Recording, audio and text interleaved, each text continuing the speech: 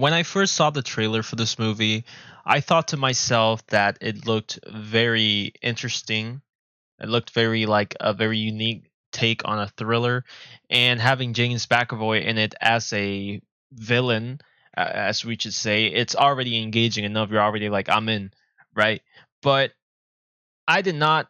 I totally forgot there was a Speak No Evil release on 2022, which was on my watch list, but I never truly saw it because it never came to theaters on the island. And I'm pretty sure, not exactly sure, but I'm pretty sure it came out on Shutter, and I didn't know Shutter existed. And by the time I realized Shutter existed and I saw that it had it, I was just like, I just never watched it, and that's completely on me. And I'm only saying that because I'm reviewing this movie as its own thing. Because I saw a lot of Twitter comments saying like, yeah, the original is better, the classic take. But I'm just gonna review this as its own thing, right? I will see the one released on 2022 eventually, right? And seeing how it is because I know a lot of people rated that movie very high when it came out, but me personally, I never saw it, but I do plan to see it. So, I don't know if it's the same creators of the 2022 one, but I will review this at its own. Respects to the people that made the 2022 one. So, getting on with the review, I do think this movie is a very, very well paced, well done thriller. This is one of like only a handful of movies released this year that does not have an abysmal third act. Long legs. Like I feel like the entire movie is paced very well and it has a very good ending, like very satisfying. I would even say it's satisfying ending because there's some couple things that could have went another way, and then when you see them play out as a whole, especially in the last like 5 minutes of the movie, you go, now that was the right call. Though, but I can't help but criticize how stupid some characters are in this movie. Like some characters, and honestly not even some, it's just like one particular character has to be the dumbest motherfucker alive. Like I cannot even put into words how much of a bitch this certain character is. I'm not going to tell you who this person is, right? Because that's kind of like a spoiler and kind of like gives away uh like a major turning point in the movie.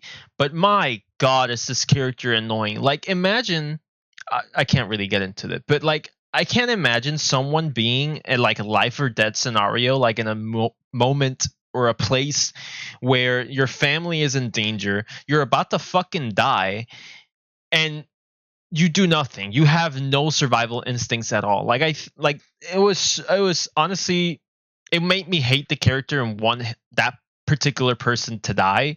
Like fuck this person, save these people, but fuck that guy. That guy does not deserve to live. Also, that character does a lot of stupid decisions, especially towards the end of the movie. Like it a lot of weird shit happens in terms of decision making, like things they do, where they do them, the timing of things. Everything's quite a mess. I'm not gonna lie to you, it's quite a mess, but it doesn't truly take away from the movie because nowadays you have to dumb down movies in order to make them interesting. So I guess it makes sense why it was paced this way. So I don't think it takes away that much of the movie. I still think the movie is very enjoyable, and overall it is a good time. It is a good thriller, and it's truly engaging the entire time. James McAvoy giving the best performance, of course. I mean, like that's like a no-brainer. Like he really is creepy like 100% of the movie. Like there's no point in the movie where you see him and you go, he maybe not that bad. No, he just looks like a vicious asshole killer. You know what I'm saying? There's only one thing I would have liked more, and there's like a specific scene where something is going on right between the main family, and then you can see just like James McAvoy's character is just like in corners, just like stalking them.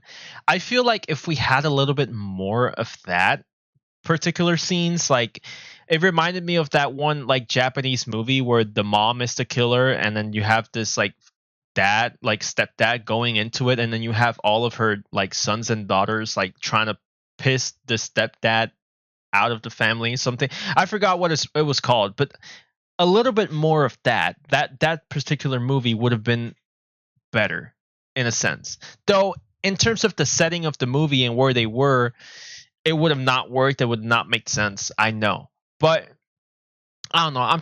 I'm just a fan of creepy shit. You know what I'm saying? And having James McAvoy look this creepy, that would have added a little bit more. You know what I'm saying? I would have added a little bit more uneasiness. Not that it needed it, but I'm just saying, like, it's just a couple pointers. I'm just saying. I'm just saying. Not gonna go in deeper into this. I really just think it's a good film.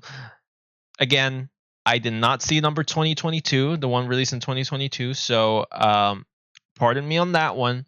So, giving this movie a rating, I'm just gonna give it like a 6.5 to a 7. I think it's a good movie. I think it's a good watch, and if you're going to watch it with somebody, I think that's the best way to see it because you can talk about the movie a little bit more and how stupid the the people in this movie are because there's no other way to put it. They're fucking dumb. I would never ever in my life let shit like that happen. So, hey, it is what it is. People be dumb. People do be dumb.